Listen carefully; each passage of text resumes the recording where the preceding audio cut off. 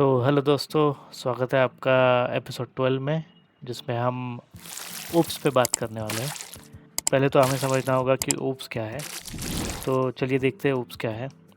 Oops उसका full form जो है वो ऑब्जेक्ट ओरिएंटेड प्रोग्रामिंग है। तो ऑब्जेक्ट ओरिएंटेड प्रोग्रामिंग मतलब क्या? तो ये एक टाइप की प्रोग्रामिंग है, ठीक है। जैसे मैंने पहले वीडियो में बताया था, डिफरेंट टाइप की प्रोग्रामिंग है। प्रोसीजरल प्रोग्रामिंग होती है, फंक्शनल होती है, ऑब्जेक्ट ओरिएंटेड उनमें से एक है।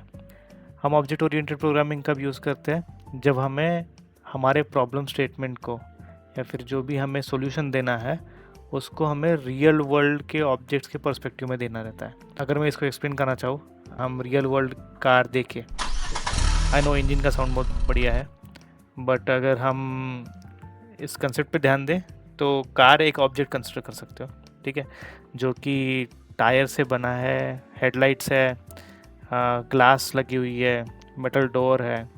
लोग क्या करते हैं, बिल्डिंग बनाने से पहले उसका आर्किटेक्चर बनाते हैं, राइट?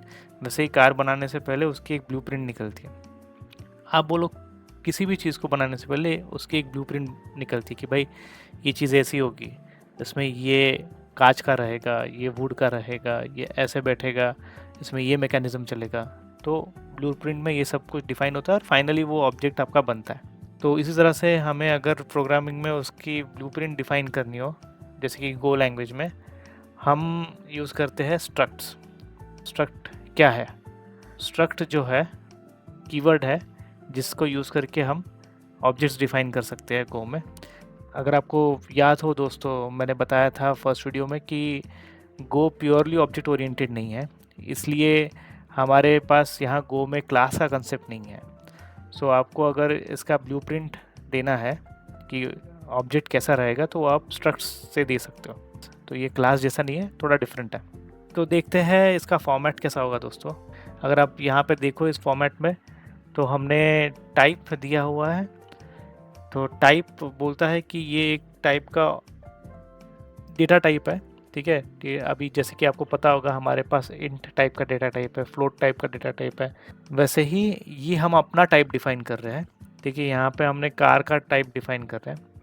अगर आप देखो आगे, तो हमने स्ट्रक्ट कीवर्ड यूज़ किया है। तो हम बोल रहे हैं कि भाई ये स्ट्रक्ट का डेटा टाइप होगा, ठीक है, उसका नाम होगा कार, ठीक है। तो इस स्ट्रक्ट का नाम होगा कार, हमने नामकरण कर दिया। और बाद में इस स्ट्रक्ट, इससे जो ऑब्जेक्ट बनेगा, ठीक है, उसकी प्रॉपर्टीज़ क्या क्या होगी? नेम होगी और ब्रांड होगी।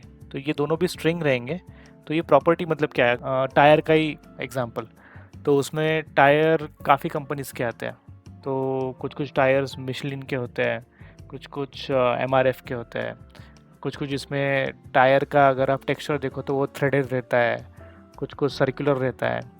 तो ऑब्जेक्ट की प्रॉपर्टीज़ हम डिफाइन कर रहे हैं, क्योंकि ब्लैक कलर का है, ग्रे कलर का है, कौन से कलर का है। तो आप इसमें जितने चाहिए उतने प्रॉपर्टीज़ डाल सकते हो। अभी के लिए मैंने फॉर एक्सप्लेनेशन सिर्फ नेम और ब्रांड प्रॉपर्टी डाली है फॉर कार। होपफुली आपको ये एग्जांपल क्लियर हुआ होगा। इसको यूज़ करने के लिए आप कार का डेटा टाइप, जैसे यहाँ पे हमने दिया हुआ है, वो कार लिखते हो वेरिएबल के सामने, ठीक है।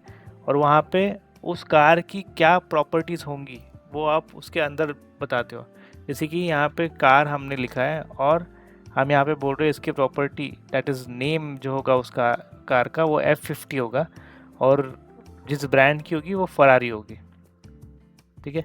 होपफुली ये एग्जाम्पल से आपको फॉर्मेट क्लियर हुआ होगा। कोड में डीप डाइव करते हैं। तो यहाँ कोड में हम सेम एग्जाम्पल रेफ़र करेंगे कार का। तो चलिए मैं वही कार का स्ट्रक्ट बनाता हूँ। जैसे मैंने बताया था, हम यहाँ पे हमारा खुद का टाइप डिफाइन कर रहे हैं जो कि एक स्ट्रक्ट होगा, ठीक है। तो मैं स्ट्रक्ट लिखता हूँ एंड उसका नामकरण करेंगे। तो ये स्ट्रक्ट जो है, ये जो हमारा कस्टम डेटा टाइप है वो होगा कार। एंड इसमें हम फिर कार की प्रॉपर्टी लिखेंगे। तो कार की प्रॉपर्टी कौन सी है? नेम है, ठीक है, हम एक नेम ले लेते हैं, एक ले लेते हैं ब्रांड जो कि फिर से स्ट्रिंग होगा। जैसे मैंने फॉर्मेट बताया था इन वेरिएबल इनिशियलाइज करने के लिए, तो हम यहाँ पे कार का स्ट्रक्ट ले रहे हैं, ठीक है, और कार के स्ट्रक्ट में प्रॉपर्टी सेट कर रहे हैं। तो जैसे कि मैंने नेम बताया था, F50, ठीक है, और मैंने ब्रांड बताया था फेरारी। तो ऐसे करके हमारा ऑब्जेक्ट डिफाइन हो गया है दोस्तों। सो गाइस, आई होप आपको वीडियो पसंद आया होगा। मैं आगे चल के और वीडियोस लाने वाला हूँ। तब तक कीप ऑन लर्निंग।